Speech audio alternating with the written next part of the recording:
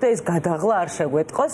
Რა თქმა უნდა, ამ თემასთან დაკავშირებით ძალიან საინტერესო თემა აქვს არჩეული ჩვენთან წამყვანს ლალი ბადრიძეა ჩვენთან ერთად. Რა თქმა უნდა, მოგესალმებით, გვიხარია რომ ამ სეზონზე ჩვენთან ერთად გხედავთ ეთერში და მოდი თქვენ თვითონ გითხარით რა არის ეს თემა, იმიტომ რომ მე გადავხედე მანამდე რაღაცებს, მაგრამ არ ვიცი რამდენად სწორი შეიძლება ვიყო.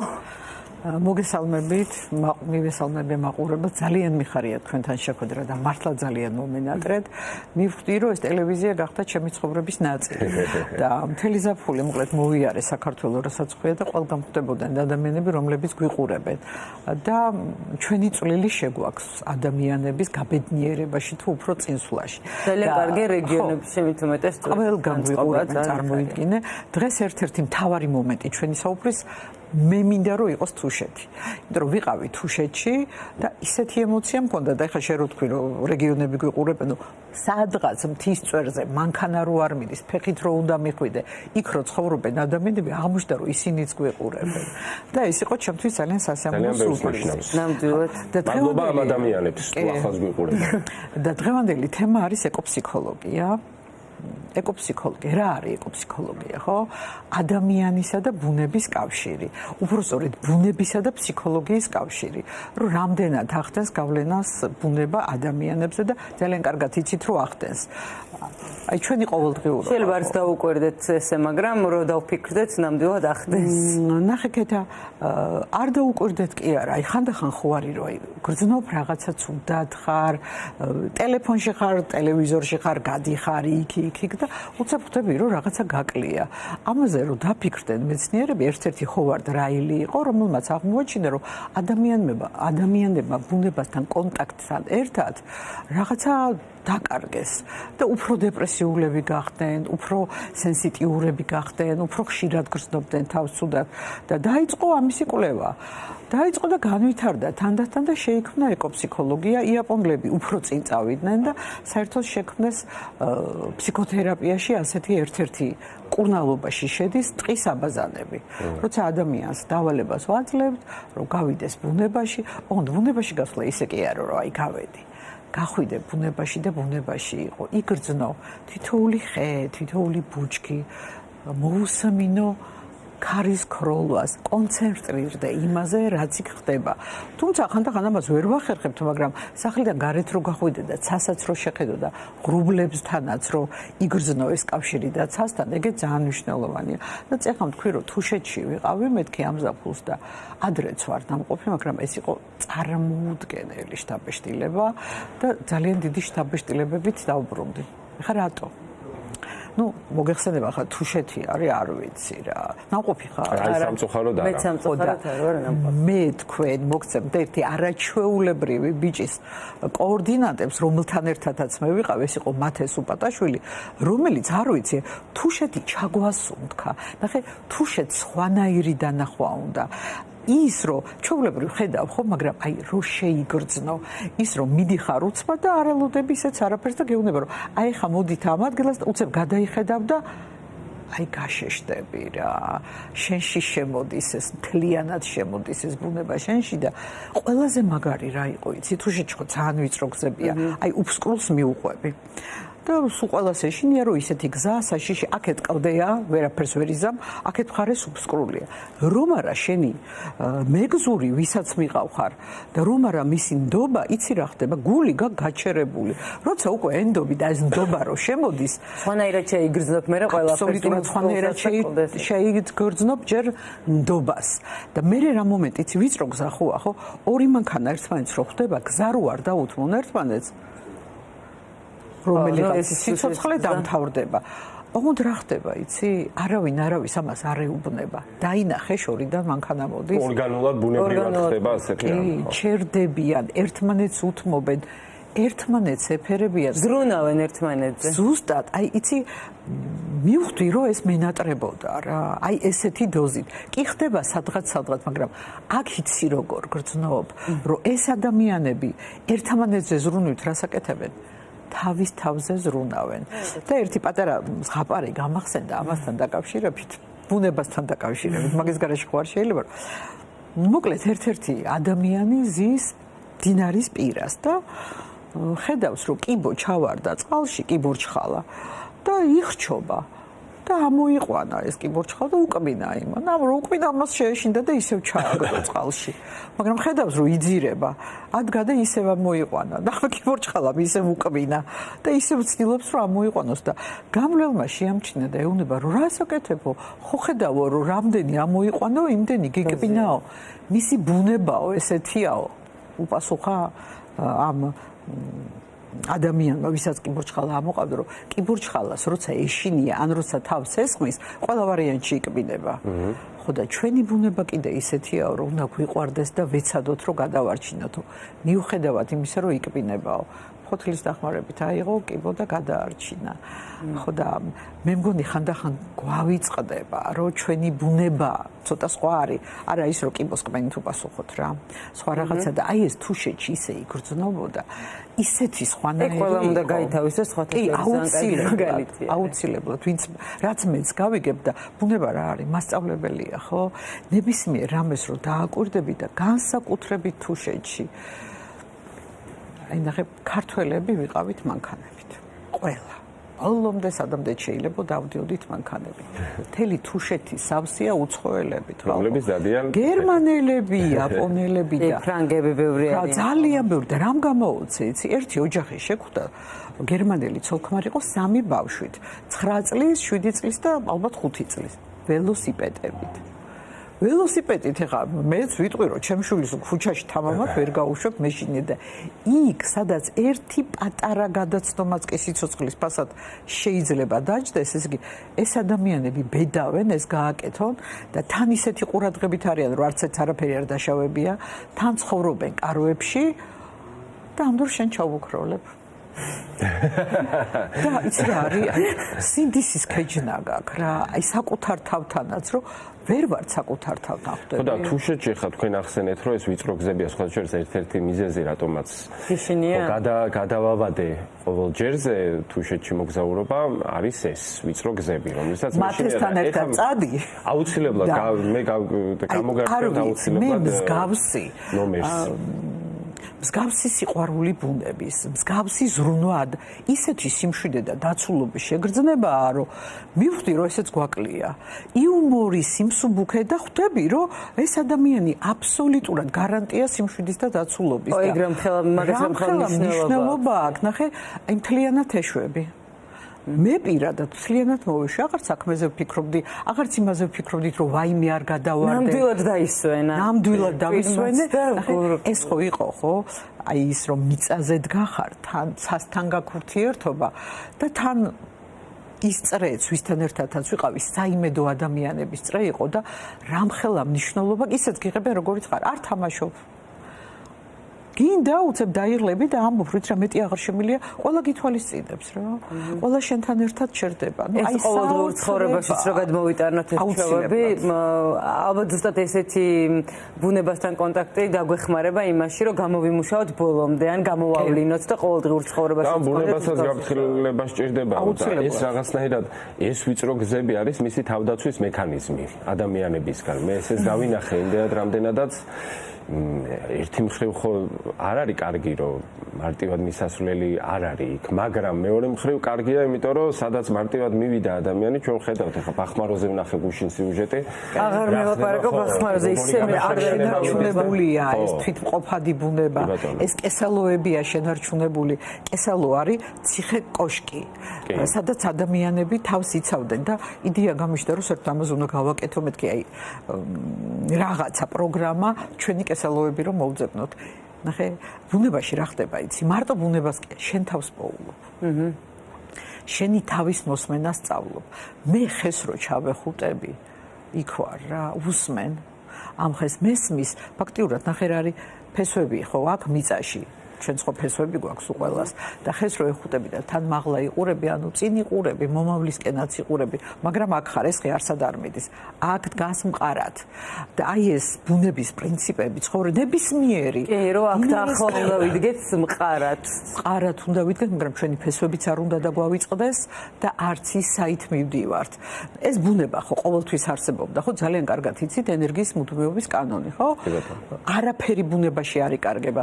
ესე იგი ეს მილიარდობით წლის წინაც იყო, უბრალოდ ფორმა შეიცვალა და რაღაცა ფორმით მოვიდა ჩვენამდე და ჩვენს მერეც კიდე იარსებებს. და როგორ შეიძლება რომ აი ნახე, ამასთან ერთიანობა უნდა იგრძნო რა. აი ამასთან როცა გაერთიანებული ხარ და შენი თავი უნდა იპოვო. როგორ გავაკეთოთ ეს ახლა აქეთ ამაგას რასაც ამბობდი რომ აქო ეს მოვახერხოთ დღეში თუნდაც 1 საათი გადავდოთ ეს ტელეფონი დილით რომ გამეღვიძება იმ წუთას ტელეფონს კი არ მოვკიდო ხელი გამოვიდე და ცას შევხედო ხო ყველა ვარიანტში ხო ჩანს ცა შენი სახლიდან და უბრალოდ 3 წუთი ვიყო აი სამყაროსთან კავშირში სხვათა შორის მე მაქვს ხელოვნურად შექმნილი სახლში ეს გარემო. არა, საზღვარი ლაპარაკი, მცენარეებზე. ეგეც აი ზუსტად. ხო, იმიტომ რომ ბაღი არ მაქვს სამწუხაროდ, მაგრამ მაქვს ძალიან ბევრი მცენარე და ძალიან თერაპიულია ჩემთვის მათი მოვლა. მოფრთხილება. ეგ არის ეკოთერაპიის ერთ-ერთი ფორმა. ის როცა ბუნებაში შეერთება, მეორე როცა ადამიანს ეუბნები რომ მცენარეები ყავდეს გაიჩინე, მოუარე, იკონტაქტე, მოეფერე და თუ დაკვირვებული ხარ ბექა მცენარეს, როცა კარგად ეპყრობი და ეფერები ბედნიერია და რო გაუბრაზდე, ყნება ძალიან ხშირად და პატრონის გუნება განწყობაზე ძალიან ბევრი რამეა დამოკიდებული და არ ვიცი იცი თუ არა იყო ესეთი არქიტექტორი ჰუმბერტო ასერი, რომელიც აშენებდა მოცინარ სახლებს, მხიარულ სახლებს მთელ მსოფლიოში და სახლებზე არის ხეები დარგული. მე ვნახე ერთ-ერთი ასეთი სახლი ვენაში და მოვიხიბლე და რო გავიგე რომ ამ ადამიანმა იყიდა მიწა და 100,000 ხე გააშენა. წარმოგიდგენია 100,000. ხო და ხო გვაქვს ისეთი რომ შვილი უნდა ყავდესო ერთი ხე დარგო და სახლი ააშენო. მე პირადად ჩემი პირველი ხე დავრგე ინდოეთში.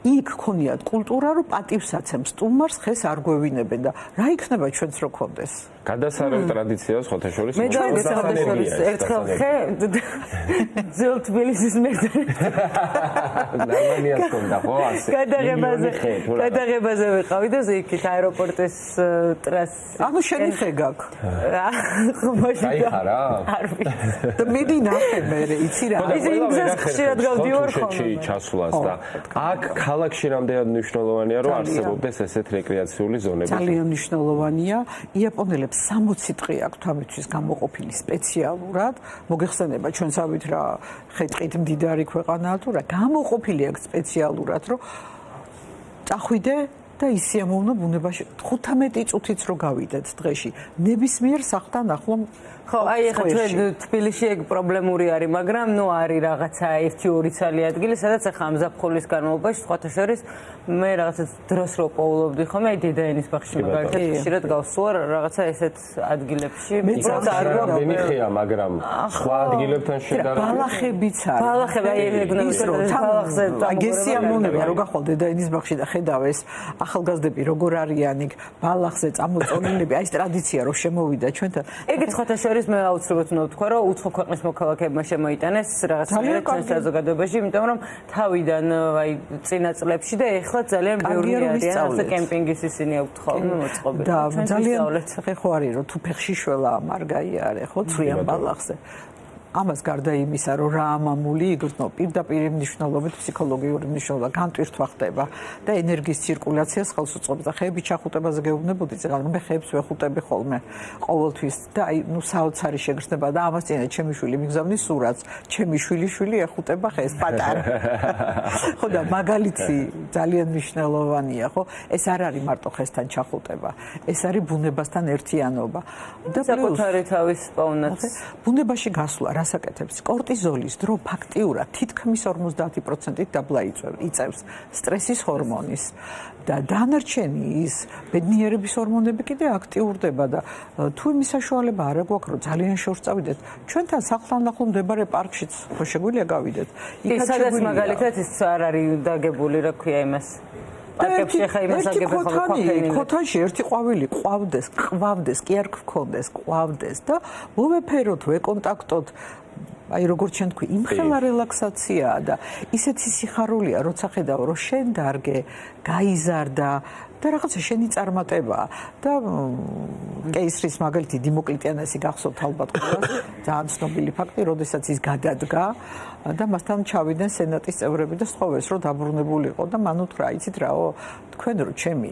გაზრდილი კომპოსტოები გენახატო ამასო აღარ მთხოვდითო ხო და ძალიან ბევრი ადამიანი ვიცი მე მაგალითად თბილისელი ვინც წავიდა და ვეღარ უხსენებ დაბრუნებას აი შეიძლება პრეზიდენტი ვიცი გიორგი მარგულაშვილი კარტოფილი მოხავს და დუშეთში მოდი ხა ფასადაურში ვაპირებ დღეს სწავლას და შეუვი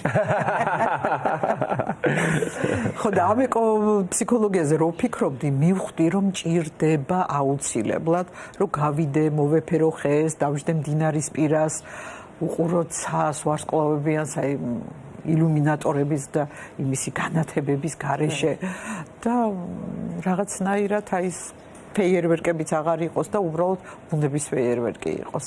ის სიკამკამი. სხვათა შორის მე ну არ ვიცი ყველა შეამჩნევდით ალბათ რომ ციცინათელები არ არის. აღარ არის.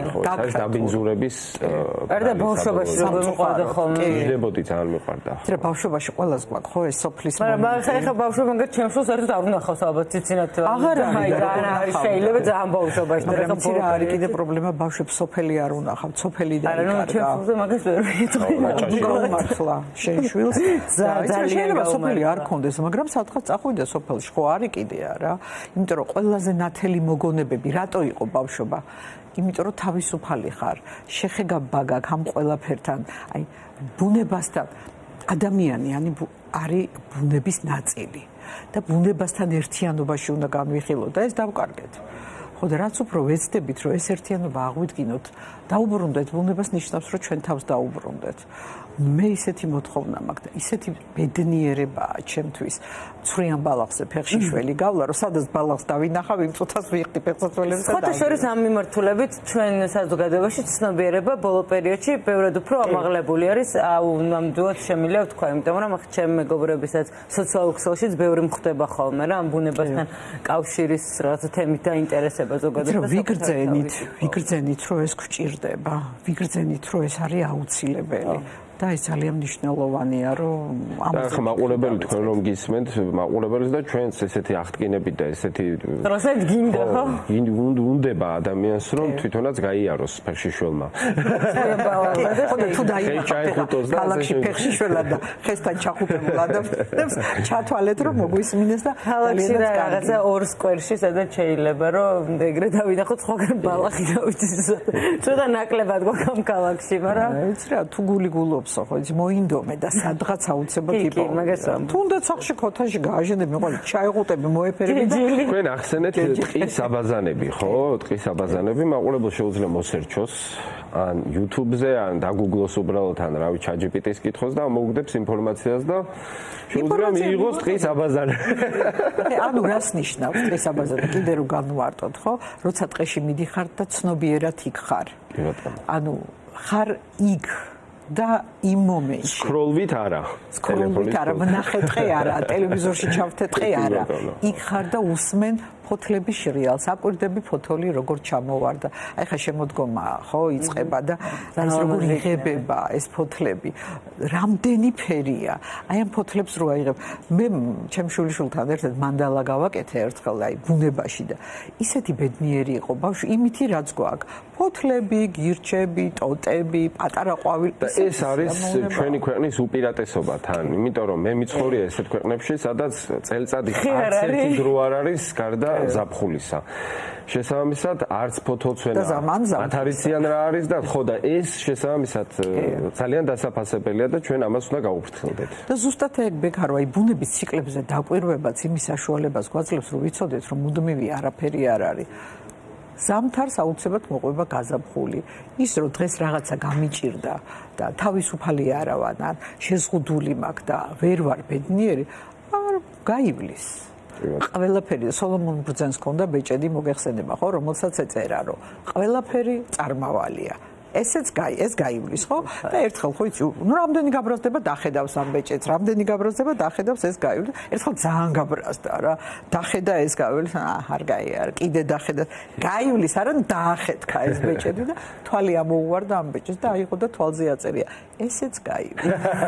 ხო და ესეც გაივლის, მოკლედ ყველაფერი გაივლის, ოღონდ ამ ყველაფერს რა თქმა უნდა ჩვენ თვითონ უნდა შევუქმნათ. დრომაც გაიარა ამასობარი. დრომაც გაიარა ეს. საუბრობ სამწუხაროდ. გაუტომალი ძალიან დიდი მადლობა უნდა გითხრათ, იმიტომ რომ ჩვენ აქ საუბრობთ რაღაც კონკრეტულ თემაზე, მაგრამ მეც ეხა პირადად მე და ჩვენი მაყურებლის დარწმუნებული ვარ, რომ ბევრ რაღაცაში შეიძლება ბევრ რამეს მოარგოს, ესე რომ ვთქვათ, უხეშად და ეს არის ძალიან მნიშვნელოვანი, რომ გავიაზროთ სხვადასხვა მიმართულებით ის ყველაფერი, რაზეც საუბრობთ. გაიგეს, დაიდოს სურათები. ძალიან არ მინდა რომ საღამოს რუსთავაზე რომელიმე ხეს ვეხუდებოდე და ის როცა გახოლდა ძალიან დიდი მადლობა. შეიძლება ჩახუტო. იქ ხო კი ერთმანეთს სხვათა შორის დღეს იქ ჭეჭინაძის კუთხეში ისეთი კარგი ხედგას და ძალიან დიდი მადლობა ქავტომელი, შემდეგ შაბათს რა თქმა უნდა გელოდებით.